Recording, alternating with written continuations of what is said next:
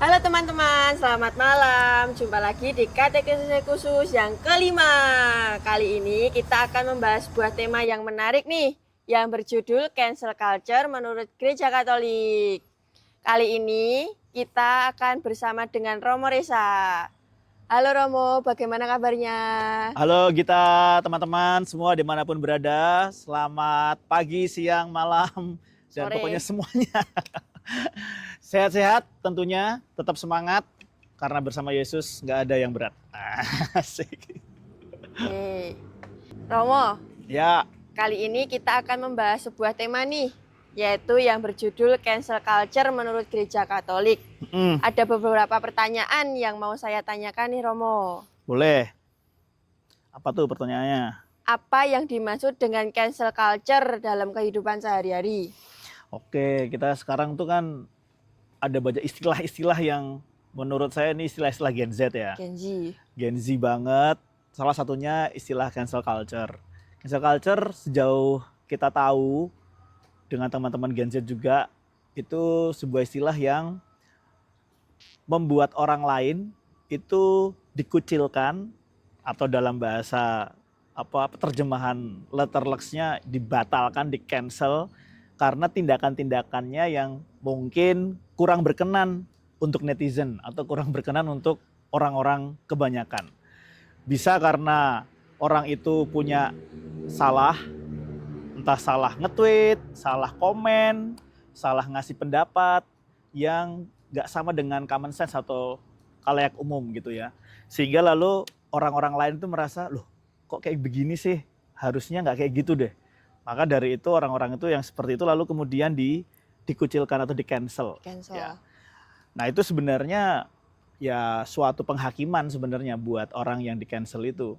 Karena mereka nggak diberi hak jawab ya untuk menjelaskan kenapa kok saya melakukan seperti itu gitu. Tapi netizen sekarang kan reaktif ya. Iya. Ada salah dikit langsung diserang, Dihujat. lalu kemudian udah disingkirkan gitu. Nah itu kalau dalam pengertian secara umum ya. Cara umumnya. Sejauh saya tahu seperti itu. Begitu gitu. Oke. Bagaimana sikap Yesus selama masa Paskah terhadap orang yang berdosa untuk dikucilkan? Waduh, ini karena kita podcastnya ini setelah Paskah ya. Iya, Jadi cancel culture-nya ditempatkan dalam konteks Paskah. konteks. Nah, Paskah sendiri itu kan merupakan masa di mana Tuhan Yesus mengalami kebangkitan dari kematian. Berubah dari dirinya yang wafat, lalu kemudian bangkit, hidup kembali, dan mengalami kebaruan. Nah, di sini kalau itu ditempatkan dalam konteks cancel culture, berarti orang lalu juga kemudian yang di-cancel ini harusnya juga bisa punya kesempatan untuk memperbaiki hidupnya. Memperbaiki yang lebih baik. Memperbaiki hidupnya, entah memperbaiki komennya, memperbaiki cara dia berpikir, memperbaiki perilaku dia mengomentari orang lain dan segala macam. Itu kalau ditempatkan dalam konteks Paskah, harusnya orang itu punya kesempatan untuk memberikan argumennya, memberikan pembelaannya, atau memberikan alasannya. Gitu. Bukan untuk membela diri, tapi lebih-lebih untuk menjelaskan kenapa kok saya beropini atau bertindak atau bersikap seperti itu. Gitu. Nah, maka kalau ditempatkan dalam konteks Paskah, sikap Yesus untuk orang-orang yang di-cancel ini menarik. Yesus nggak seperti khalayak umum yang lalu kemudian menyingkirkan, tetapi Yesus justru menerima orang-orang yang di-cancel itu. Contoh, Petrus yang dulu menyangkal Yesus sebelum penyaliban, Iya. itu tetap mendapat warta kebangkitan. Yesus tetap datang sama dia, lalu kemudian Yesus tetap menampakkan diri pada dia, bahkan Yesus mengutus Petrus gitu ya, untuk mewartakan kabar kebangkitan itu ke orang lain. Artinya walaupun Yesus tahu bahwa Petrus tuh hidupnya nggak bener-bener banget, dulu juga pernah mengkhianati dia gitu kan, pernah menolak Yesus, tapi Yesus tetap menerima orang yang seperti itu.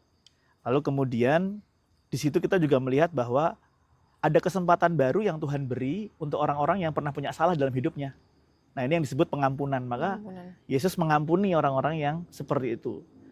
Hanya saja memang syaratnya adalah orang-orang itu juga mau mengakui bahwa ya dulu emang aku salah. Nah itu penting tuh, pengakuan bahwa kita salah, minta maaf. Itu penting untuk supaya diri kita tadi mengalami paskah, rahmat kebangkitan, perubahan. Kalau paskah itu kan berarti dari tadi wafat Wafat, jadi bangkit. bangkit, Dari makam yang gelap gelap menjadi terang. jadi terang, kebuka ya kan, Kebuka. sinar masuk. Artinya orang juga diajak beralih dari kegelapan hidupnya, lalu kemudian supaya bisa masuk ke dalam terang sehingga dia bisa menerima lagi atau diterima oleh khalayak ramai lagi begitu. Dan itu juga memulihkan martabat dia. Jadi keinginan Yesus dalam masa Paskah ini, terutama untuk orang-orang yang pernah di-cancel, orang-orang yang seperti itu memang harus didatangi, ditanyai, lalu kemudian diterima kembali sejauh mereka mau menerima mengakui kesalahannya, lalu diajak lagi untuk gabung, memulihkan martabat mereka, diajak lagi untuk terlibat di dalam kehidupan bersama. Gitu. Begitu kita. Tuh. Oke, next. Mengapa ajaran kasih dan pengampunan penting dalam menghadapi cancel culture? Ya, karena manusia itu tempatnya Salah dan dosa ya. Jadi nggak ada manusia yang 100% perfect atau sempurna. Selalu punya kesalahan gitu kan. Dan Tuhan sadar banget dengan hal itu. Maka di Gereja Katolik selalu ada yang namanya sakramen pengampunan dosa ya, atau sakramen tobat ya. Maka di situ mau ditunjukkan bahwa kasih itu lebih besar daripada kesalahan itu. Gitu. Nah, kalau seperti itu artinya selalu ada kesempatan untuk orang memperbaiki dirinya selama orang itu masih diberi rahmat kehidupan. Jadi menurut saya selalu ada ruang untuk Tuhan mau merengkuh kembali orang-orang yang seperti itu. Merangkul kembali. Bukan untuk lalu kemudian cuman disayang-sayang aja, dinina-bogokkan, diterima begitu aja, enggak. Tetapi orang-orang itu harapannya ketika sudah dirangkul lalu mau tumbuh, berkembang jadi lebih baik. Gitu. Sehingga orang-orang yang seperti ini lalu kemudian menyadari bahwa kesalahan ini memang betul, saya salah. Tetapi Tuhan masih memberi saya kesempatan. Nah ini penting untuk teman-teman. Maka bukan berarti jangan salah tangkap nih ya. Bukan berarti ya udah kita buat salah aja terus. Wong Tuhan selalu mengampuni, bukan gitu. Cuman maksudnya adalah rahmat kerahiman Allah itu nggak terbatas. Ya. Sejauh teman-teman mau punya sikap tobat, maka rahmat kerahiman itu selalu dilimpahkan. Atau rahmat pengampunan itu selalu ditimpahkan. Bukan supaya dosanya itu dibuat biasa-biasa aja atau mungkin dibuat direlativir gitu, bukan, tetapi supaya orang lalu kemudian punya pikiran, punya pengharapan bahwa kasih Tuhan masih ada buat aku. Bukan untuk dipermainkan tetapi untuk diperjuangkan. Nah, ini. Ya kadang-kadang kita tuh kalau udah dikasih terus kita nggak apa-apa lah, aku diampuni, besok buat salah lagi ya pasti diampunin lagi. Saya nanya sendiri. Jadi Tuhan itu murah hati, tapi kasihnya nggak murahan gitu. Iya. Dia akan memberikan kasih itu kepada orang-orang yang memang sungguh-sungguh mau bertobat. Nah harapannya orang setelah tahu bahwa Tuhan yang punya kasih gitu maulah terus-menerus bertobat. Begitu kita. Iya. Dalam masa Paskah, umat merayakan pengampunan dan kebangkitan. Bagaimana nilai ini menanggapi praktik cancel culture, Romo? Memang kalau dalam masa Paskah itu yang dirayakan memang selain kebangkitan Tuhan tetapi juga pengampunan ya.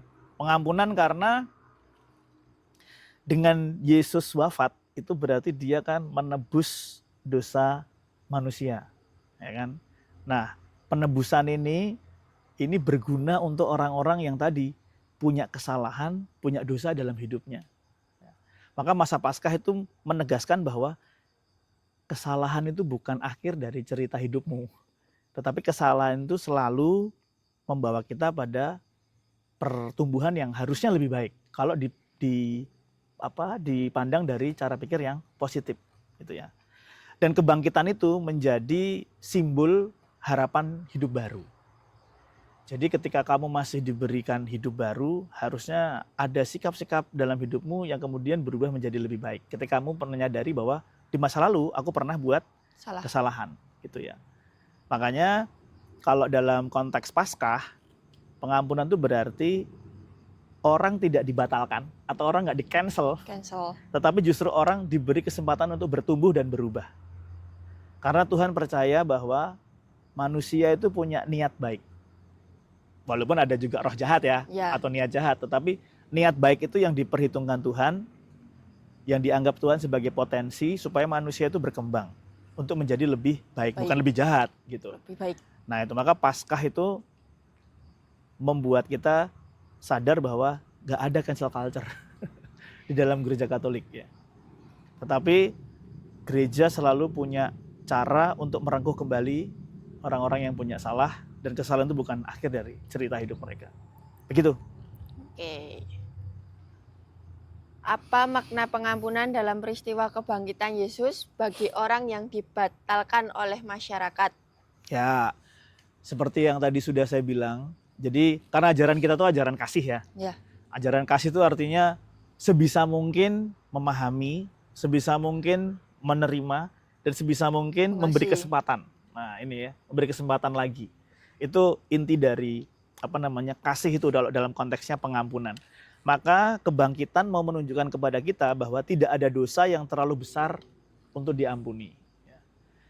Jadi kasih Allah selalu lebih besar daripada dosa yang dibuat oleh manusia. Maka selalu ada ruang untuk manusia memperbaiki dirinya. Ya kan? Lalu kemudian identitas dari seorang itu nggak ditentukan dari dosa dan kesalahannya. Karena pengampunan mau mengatakan bahwa setiap anak Allah dengan pertobatan selalu punya kesempatan untuk memperbaiki perbuatan. Nah ini ya, ini yang perlu disadari. Maka bagi orang-orang yang di masyarakatnya itu di-cancel, kalau dalam gereja Katolik, kalau dia Katolik, mereka harus punya mindset bahwa mereka itu tetap berharga.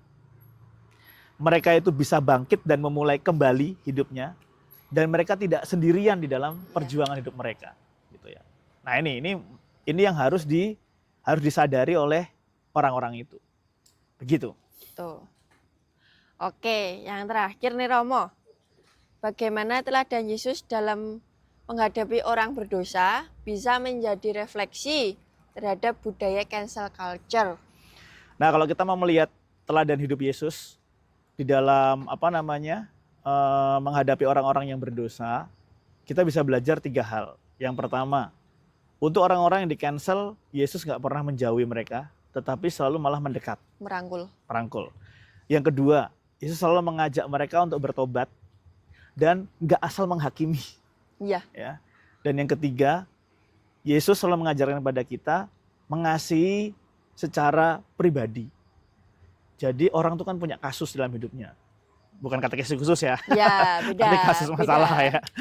Jadi setiap orang kan punya kasus dalam hidupnya. Nah itu harus dilihat secara pribadi, harus dipahami secara pribadi, sehingga penanganannya juga khusus. Gak kemudian digeneralisir atau diumumkan begitu. Nah maka refleksinya adalah kita harus sadar atau kita harus mengakui bahwa ya benar perbuatanmu salah, tetapi tidak menolak orangnya.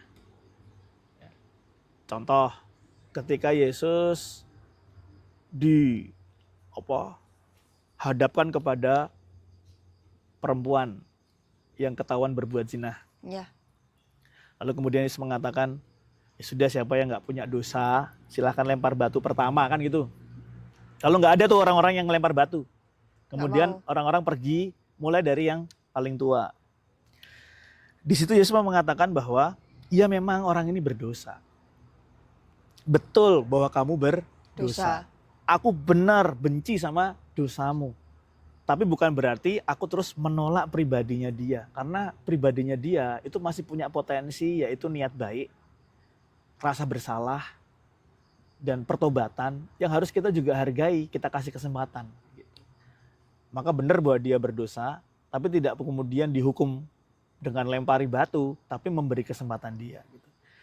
Jadi mengakui atau membenci dosanya, tapi tidak menolak orangnya. Nah ini kadang-kadang sulit nih ya. Dalam kehidupan kita kan sulit tuh kayak gitu. Kadang-kadang tuh kita ngelihat, wah mungkin gawe dosa, udahlah sekalian aja dihukum orang-orangnya gitu, dan segala macam, di cancel aja lah. Padahal Yesus membedakan antara dosa, sikap dia yang salah, sama pribadi dia yang masih punya harapan untuk berkembang jadi lebih baik. Nah ini yang dipilih oleh Yesus. Bahwa Yesus masih percaya bahwa manusia itu punya niat baik gitu. Walaupun itu juga pertaruhan ya. Pertaruhan dalam arti belum tentu orang yang diberi kesempatan kedua itu lalu berubah hidupnya. Tetapi yang jelas manusia punya rasa bersalah dalam hidupnya. Nah, kalaupun dia nggak berubah, saya yakin rasa bersalah itu yang nanti akan menghantui hidupnya. Itu ngeri ya. Kita dihantui oleh rasa bersalah kita sendiri. Itu lebih ngeri daripada hukuman yang sudah kita terima gitu loh, atau yang hukuman yang akan kita terima. Nah, itu maka kalau mau kita buat garis atau benang merah ya. Di Gereja Katolik yang pertama terhadap cancel culture itu membenci dosanya, tetapi selalu memberi kesempatan kepada orangnya untuk bertobat. Yang kedua, nggak pernah menjauhi orangnya, tetapi mendekati orangnya yang di cancel ini, supaya orang ini punya teman untuk memperbaiki hidupnya. Merangkul. Dan yang ketiga, Yesus melalui rahmat Paskah itu selalu mengajak kita untuk melihat ada harapan di masa depan, terutama untuk hal-hal yang sifatnya terang, sifatnya baik. Kalau kamu punya kesalahan masa lalu, Tuhan percaya dengan niat baikmu, maka jangan kecewakan Tuhan yang sudah memberi kesempatan dalam hidupmu. Lalu orang kadang-kadang bertanya, lah kapan aku diberi kesempatan? Loh, kalau kamu besok pagi masih bangun, itu adalah kesempatan. Kalau kamu besok masih hidup, hari ini kamu tidur malam, besok pagi masih bangun. Nah, itu kesempatan yang Tuhan beri. Jadi jangan dipikir Tuhan nggak pernah kasih kesempatan. Justru itu hidupmu setiap pagi itu bangun pagi ya, itu kesempatan itu. Selama masih diberi rahmat kehidupan, itu kesempatan yang masih Tuhan berikan. Kalau Tuhan masih beri kesempatan, artinya Tuhan masih percaya bahwa kamu bisa memperbaiki hidup. Itu kita. Oke deh Romo, terima kasih untuk jawabannya. Sekian dulu pembahasan kita kali ini. Kita lanjut di lain waktu dengan tema yang lebih menarik lainnya. Terima kasih, berkah dalam. Sama-sama, terima kasih, berkah dalam.